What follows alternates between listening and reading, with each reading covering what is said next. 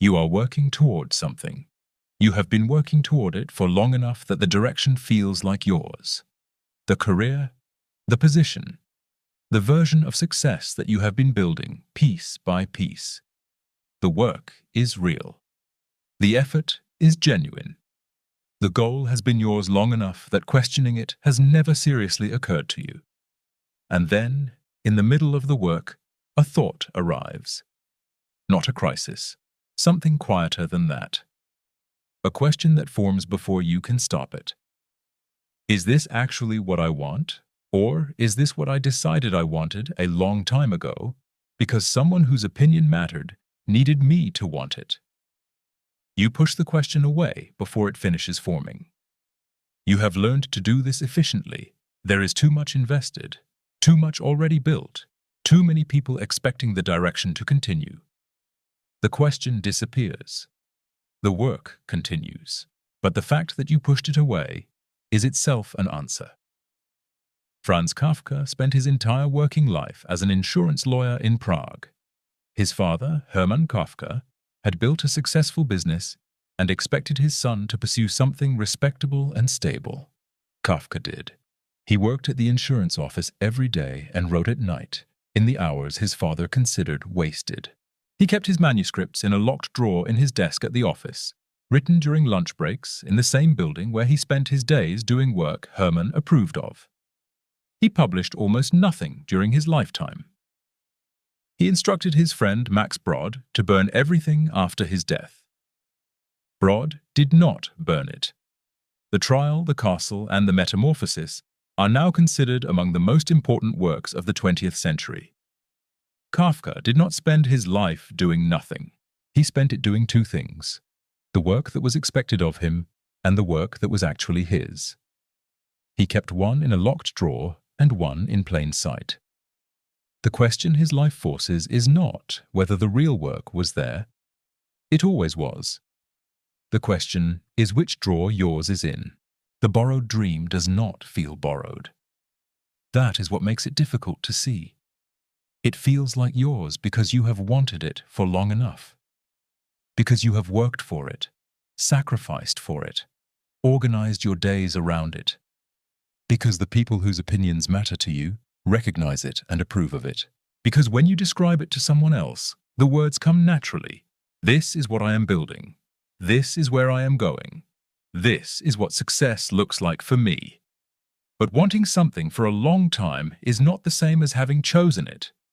You can inherit a want the same way you inherit everything else, before you are old enough to know the difference, from people whose approval you needed, in an environment that presented one version of success as the acceptable one and left no serious space for another. The want becomes yours, not through choice, but through repetition. Through years of moving in one direction until the direction feels like identity. Hill documented this across hundreds of interviews. The people who built significant things and the people who built what was expected of them often looked identical from the outside. Same effort, same discipline, same visible commitment to the goal. The difference was internal. The people building what was actually theirs described the work differently. Not easier, harder in many cases, but connected to something in them that the borrowed version never reached. You are moving through a day organized around a goal that has been yours long enough to feel completely natural. The career path, the position you are building toward, the version of success that people in your life recognize and approve of. The work is real. The effort is genuine. At this exact moment, someone who questioned that direction 6 months ago is doing work that fewer people recognize, that produces less immediate approval, and that feels, for the first time in years, like it is actually theirs to do. They are not more talented. They are not more courageous. They simply stopped pushing the question away before it finished forming. The question does not go away when you push it away. It waits. It arrives again in the next quiet moment, in the next pause between one piece of work and the next. It has been arriving for a while. The fact that you keep pushing it away is not evidence that it is wrong. It is evidence that you already suspect the answer. A Gallup study of global workers found that 70% of people reported being disengaged from their work. Not unhappy in a visible way, not failing, not producing bad results. Disengaged, present, functional, completing what was required, and experiencing none of the connection between the work and themselves that genuine desire produces. The number is not about people who chose the wrong career in any obvious sense. Most of them chose correctly by every external measure: the stable path, the recognized profession, the version of success their environment presented as the right one. They arrived at what they were building toward. The work continued, and in the specific condition that the number describes, they kept doing it, competently, consistently, without the connection that would have made the doing feel like theirs. This is what borrowed dreams produce at scale. Not failure, not visible damage, the specific experience of doing real work with real effort toward a destination that was chosen by the accumulated weight of other people's expectations, and arriving, repeatedly, at results that are correct and empty in equal measure. He reached everything he had been working toward: the position, the income, the recognition from the people whose opinions had mattered when the goal was first formed. He was 43 years old, and the first thing he felt, standing inside what he had built, was not satisfaction. It was a quiet, specific question. What was he supposed to feel next? He had no answer. Not because the achievement was insufficient, because the achievement was complete, and the person it had been built to impress had been dead for 6 years. The borrowed dream does not reveal itself in the building.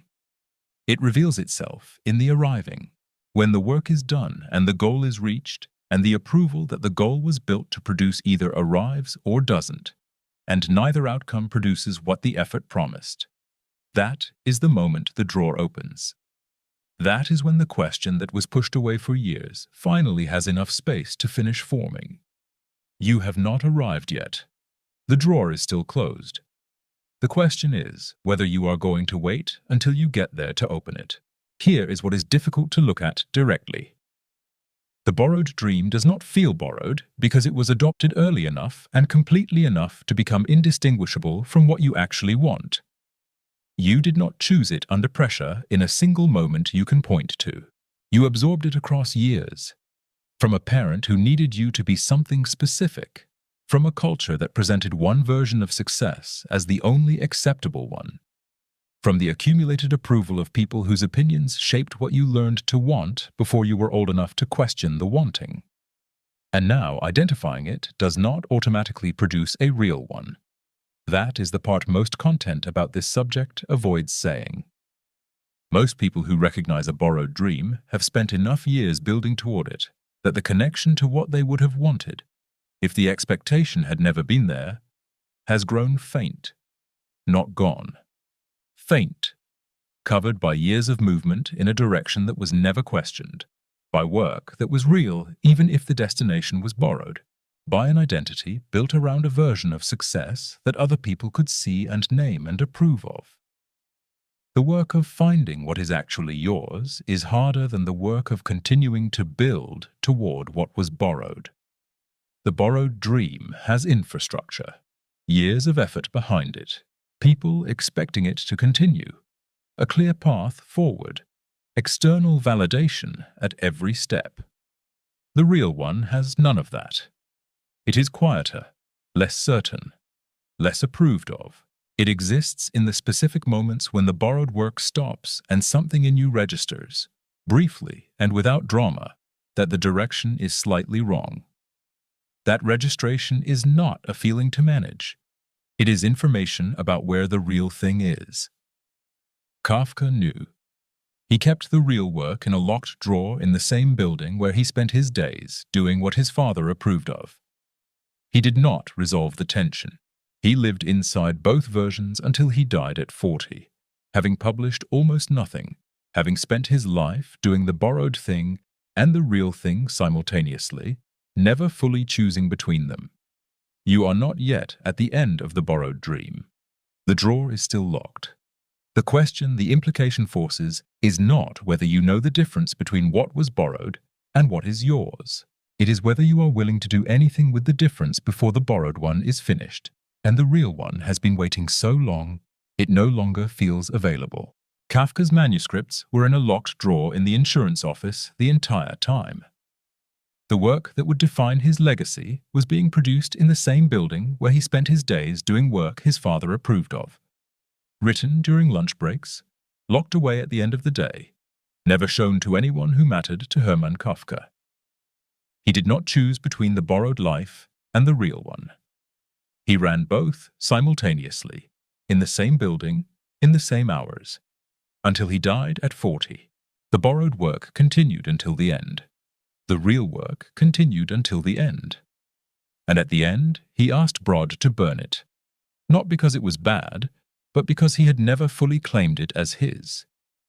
He had produced it in secret, in stolen hours, in a locked drawer, as if it belonged to someone who was not quite him. Brod did not burn it. The world read it. And the question Kafka's life leaves open is not whether the real work was there. It always was. The question is what it costs to keep it in a locked drawer, and what it costs the work itself to be produced by someone who never fully decided it was theirs to produce. You have work in a locked drawer, not necessarily manuscripts, the specific version of what is actually yours, whatever form it takes. It has been there for a while. It gets worked on in the stolen hours, in the quiet moments when the borrowed work is done, and something in you moves toward what was never approved of and never fully claimed. It is real. It has always been real. The borrowed dream did not replace it. It covered it. The borrowed dream will eventually be finished. The position will be reached, or the number will be hit, or the version of success that was built to impress someone will arrive at whatever it was built toward, and in that moment, the drawer will still be there. The question will still be there. The real work will still be there, exactly where you left it, waiting for the decision you have been deferring since the borrowed dream was first adopted. You do not have to wait until the borrowed dream is finished to open the drawer. The drawer is there right now. The question is not whether you know what is in it. You already know. The question is how much longer you are planning to leave it locked